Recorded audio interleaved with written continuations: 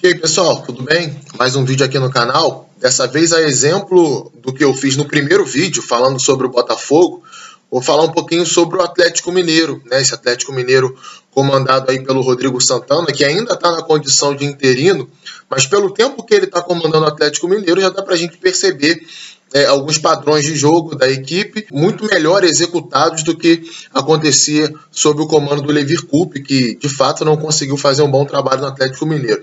Até num primeiro momento, em 2018, quando assumiu lá em outubro de 2018, o Levir Coupe conseguiu fazer o time recuperar um pouquinho do rendimento que havia perdido com o Thiago Largue, mas essa mudança, né, essa transformação para 2019 foi muito negativa, porque o time perdeu tudo aquilo de positivo que tinha com o Thiago Largue no ano passado.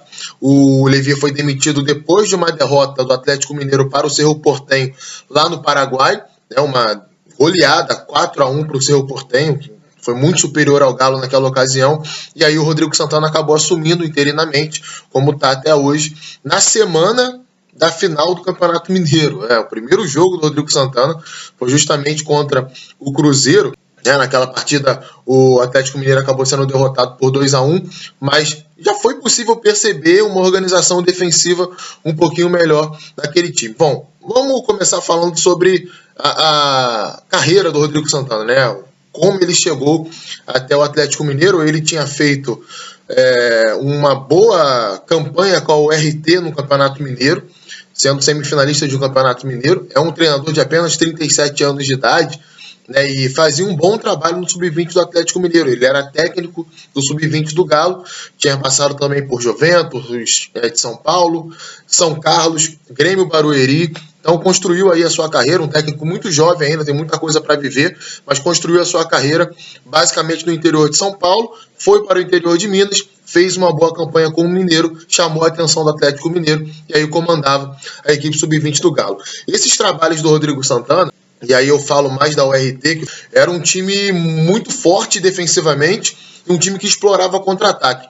Inclusive o time sub-20 do Atlético Mineiro, na Copa São Paulo, nas competições nacionais do ano passado também, tinha esse caráter muito forte. Não que fosse uma equipe que jogasse só assim, não. Mas era uma equipe que tinha um sistema defensivo forte e saía para jogar em contra-ataque com mais facilidade do que propondo o jogo. Até acho que o trabalho dele vem se desenvolvendo no Atlético de uma forma um pouco diferente disso. Não é um time que fica só se defendendo. Pelo contrário, o Atlético Mineiro ele acaba variando, a gente vai ver isso com mais detalhes nos próximos minutos. Há algumas similaridades, vejo muita gente comparando o Rodrigo Santana com o Thiago Largue, que foi treinador do Atlético em boa parte de 2018, até conseguiu fazer um bom trabalho lá, assumiu em fevereiro de 2018, era analista de desempenho do clube, não havia assumido nenhuma equipe ainda profissional como treinador, e conseguiu dar um bom padrão para o time. A equipe foi evoluindo, muita personalidade, inclusive, chegou a barrar alguns jogadores consagrados no Atlético Mineiro, e barrar justamente, colocou no banco alguns atletas que tem muita história no clube, mas que não vinham rendendo bem dentro de campo. Deu oportunidade para o Gustavo Blanco naquela ocasião. O Gustavo se transformou em um dos destaques do time. Hoje o Gustavo ainda está lesionado, acho que é um jogador que pode acrescentar bastante a esse time do Atlético, mas entre outros, Léo Silva, Patrick, Elias, todos esses perderam a condição titular em algum momento com o Thiago Largue.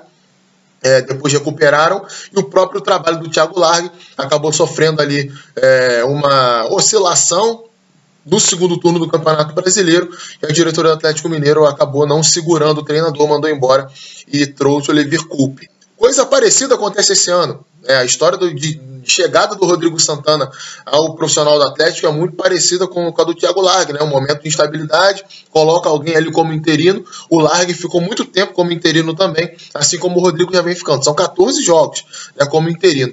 E um dado que chama muita atenção é o seguinte: se a gente for comparar os aproveitamentos do Thiago Largue e do Rodrigo Santana, o início do Thiago Largue, os primeiros 14 jogos do Thiago Largue, eles são muito bons. É um aproveitamento que vai bater ali entre 60% a 70%.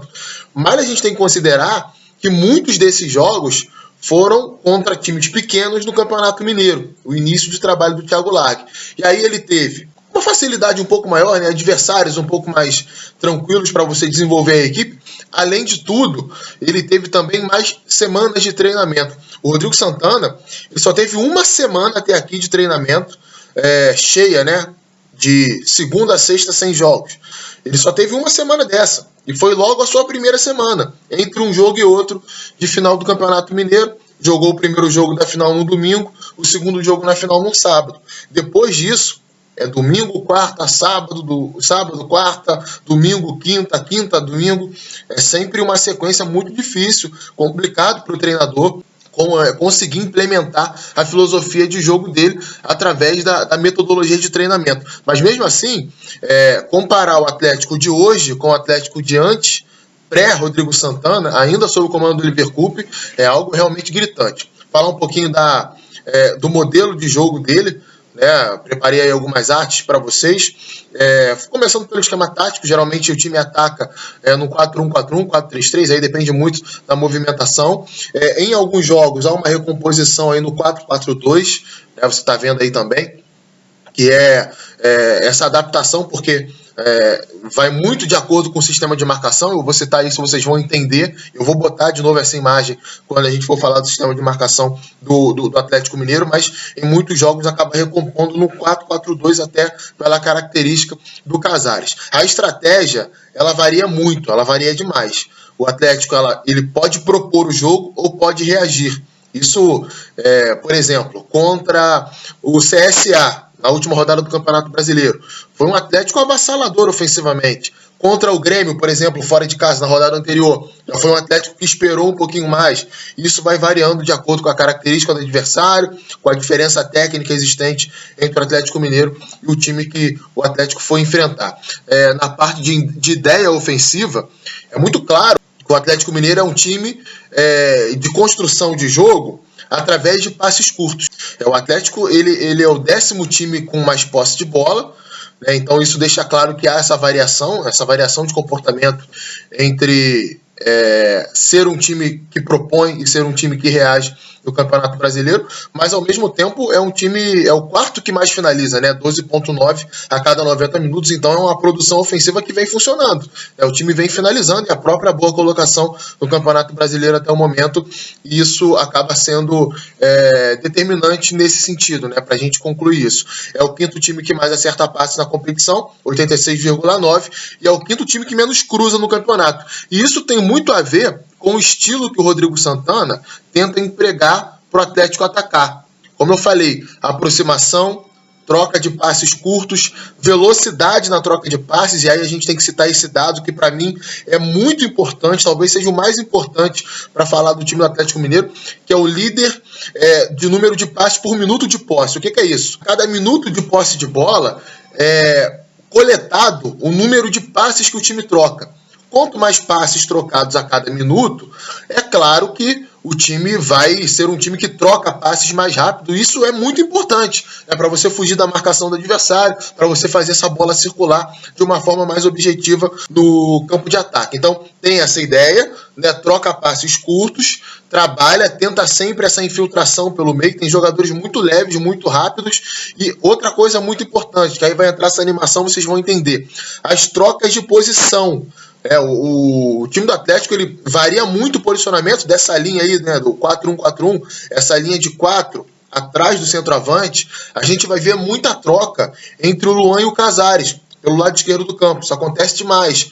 Do lado direito acontece um pouco menos, porque o Xará dá um pouco mais de amplitude por aquele lado e ataca a área para finalizar, né? Vem jogando muito bem nos últimos jogos o Xará. O Casares também vem subindo de produção. E acho que tem muito a ver com essa crescida coletiva do time do Atlético Mineiro na parte ofensiva. Então, tem coisas a melhorar? Tem coisas a melhorar. Ainda oscila nesse aspecto, não tem como não oscilar, né? Esse cenário que eu citei, ele é emblemático. São 14 jogos num período menor a 2 meses, perdão.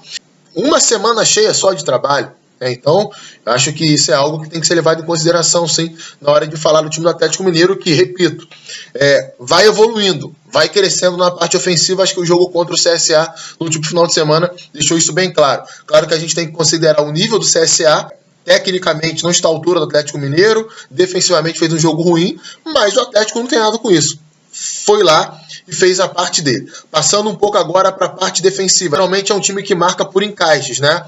O jogador do setor encaixa no adversário que cai naquele setor, é a referência de marcação dele. E esse jogador faz uma perseguição, acompanha até determinado ponto. No caso do Atlético, essa perseguição ela não é tão longa assim.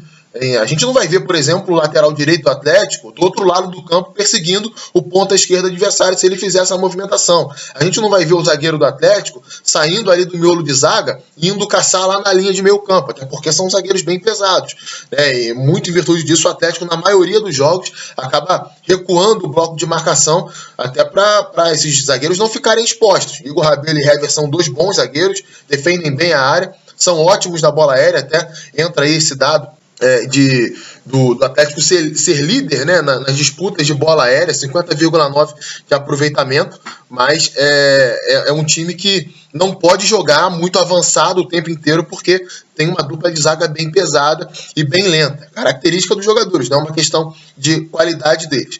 A intensidade das perseguições, né, do time do Atlético Mineiro, ela acaba variando um pouquinho. Não é sempre que o Atlético acaba marcando com tanta força, e isso implica diretamente nesse outro dado aqui, né? É o quarto time que mais sofre finalizações. Por mais que seja o líder de interceptações, que demonstra que é um time que, mesmo com essas perseguições, é compacto, consegue manter ali o posicionamento, né? O desenho defensivo do Atlético Mineiro ele consegue ser mantido mesmo com essas perseguições dentro do setor, ainda precisa ser um pouquinho mais intenso, né? No combate, na abordagem, ser um pouco mais intenso até para reduzir esse número de finalizações, né? O quarto time que mais sofre finalizações no campeonato, ao mesmo tempo é o líder de interceptações. Então são números assim bem que demonstram uma disparidade um pouco maior no time do Galo. E um outro dado que é positivo por um aspecto, mas que de uma certa forma demonstra isso, é o time que menos faz faltas no Brasileirão. Beleza, legal, né? Não é um time violento, mas um time que faz pouca falta é um time pouco intenso para marcar, que é uma coisa normal, a falta é do jogo. Você, quando marca um pouco mais forte, quando você aperta, pressiona a bola, você vai acabar consequentemente fazendo mais faltas do que o normal, do que o natural. Então é um número bem reduzido. 8,1 é a média de faltas do Atlético Mineiro no Campeonato Brasileiro. É o time que menos faz faltas, repito, no Brasileirão. Então, como conclusão, o que a gente pode tirar desse time do Atlético Mineiro? É uma equipe que está evoluindo, está crescendo, tem coisas a melhorar, tanto em fase ofensiva quanto em fase defensiva. Acho que em fase defensiva mais ainda. Acho que o Atlético está mais próximo de um ajuste ali ofensivo do que defensivo, mas é preciso continuidade. A gente não sabe se o Rodrigo Santana está pronto. Acho que falar isso hoje seria até uma insanidade da minha parte, porque são poucos jogos, é pouco tempo de trabalho. Mas o que dá para a gente dizer é o seguinte: o Rodrigo Santana conseguiu melhorar o time do Atlético Mineiro. Isso está muito claro, é uma equipe que tem padrão hoje, que tem continuidade. Agora, se tem um grande nome, a diretoria do Galo, você vai trazer esse grande nome, e se esse grande nome vai fazer um trabalho melhor do que o Rodrigo Santana está fazendo nesse curto período, só o tempo vai dizer. O importante é ter convicção. Se o Rodrigo Santana está apresentando um bom trabalho e a diretoria quer dar continuidade, tem que ter peito para segurar quando esse time oscilar. Isso vai acontecer, porque o Atlético Mineiro tem algumas lacunas importantes no seu elenco, até mesmo no seu time titular. O Campeonato Brasileiro é um campeonato difícil, o calendário do futebol brasileiro, futebol sul-americano, é um calendário pesado, então essas oscilações acabam sendo bem naturais para uma equipe com um treinador de 37 anos, uma equipe que está se formando nessa temporada. Então é isso, galera. Vídeo sobre o Atlético Mineiro. Espero que tenham gostado. Se sim, deem aí o like no vídeo, compartilhem com seus amigos, espalhem esse vídeo aí entre a torcida do Galo, entre as outras torcidas também do futebol brasileiro. Comentem, sigam o canal, né? Se inscrevam no canal, melhor dizendo, e toquem aí a notificação no sininho, não custa nada. É só para dar aquela moral aqui no canal, que tem sempre essa pegada, né? Um pouquinho mais analítica, falando sobre futebol com um pouco mais de detalhismo. Um forte abraço, obrigado aí pelo prestígio e até a próxima.